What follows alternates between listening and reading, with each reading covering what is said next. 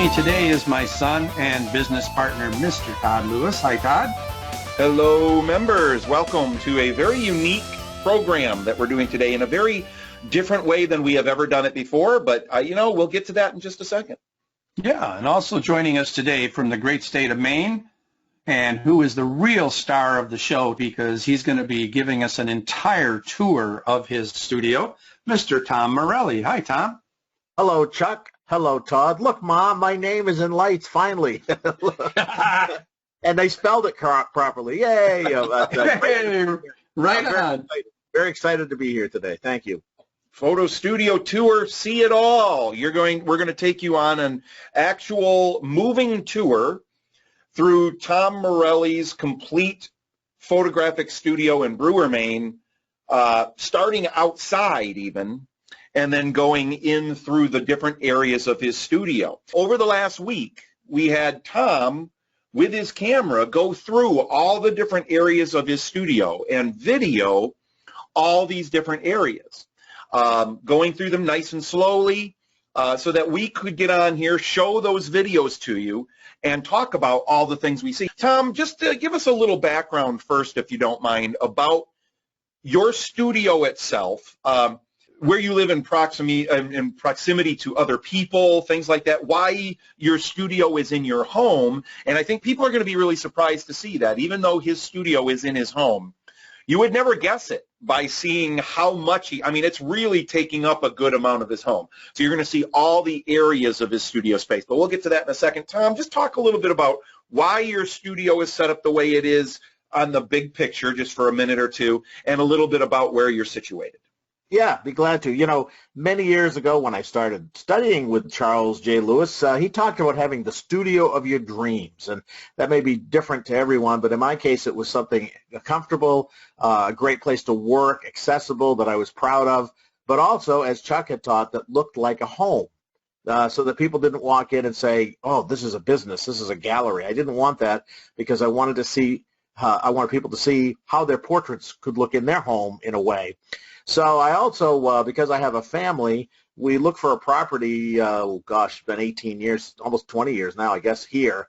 And I was looking for the right amount of land. Now, of course, we go to people's homes primarily to do portraits or on location, but it is good to have, in my case, a camera room. If you don't have a camera room, you can still do this business and be hugely successful. But I started off with a camera room in a separate building, and it's worked out great, because we have winter months here so much, and some of my clients, like baby plan clients, really like to have that done here.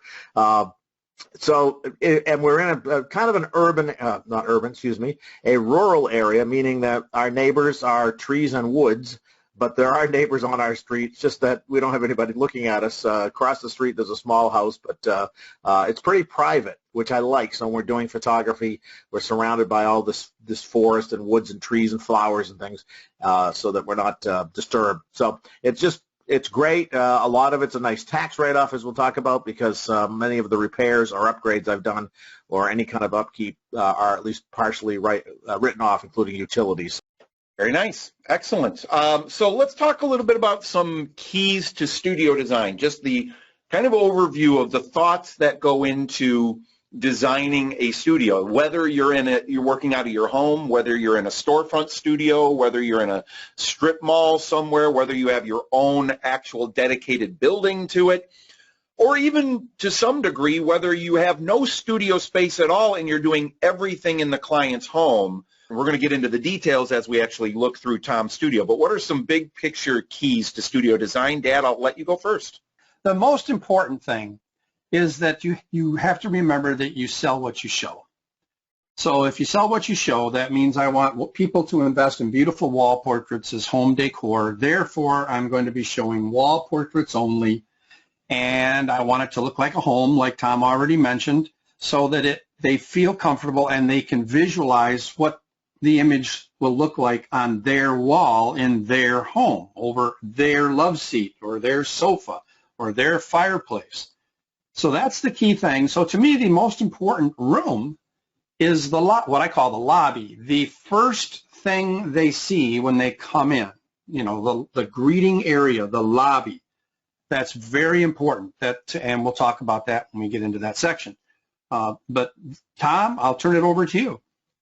Yeah, well, exactly that. And, before we get rolling here, the biggest compliment I feel like I get as when clients come in, especially for the first time, is they'll walk in through what we call the garden entrance. Thank you, Donald Jack, I believe. And, Yeah, that was Donald Jack, yes. and that's one of the things I look for. I wanted something where people didn't have to go down into a basement if possible, or up any stairs if possible. So what I looked for was people coming in hushed tones go, "Oh, am I in? Is this your home?"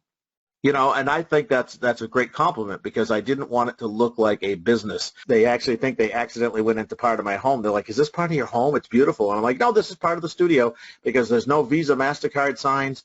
There's no cash registers, no computers, nothing that would take them out of right brain emotional thinking, which is where we want them, into left brain logical thinking, like sales, pads and pens, stuff that you'd see in a store. We don't want a store.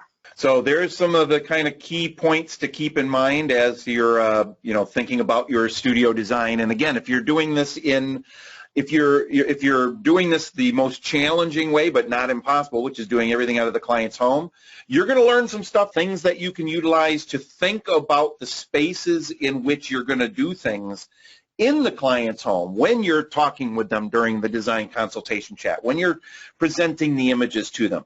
This will give you some brilliant ideas. So no matter what your current situation is for your studio, you're going to get things that are going to help you immensely. We're going to jump right in. So thanks again, Tom, for taking the time this last week to create the videos that we're going to see.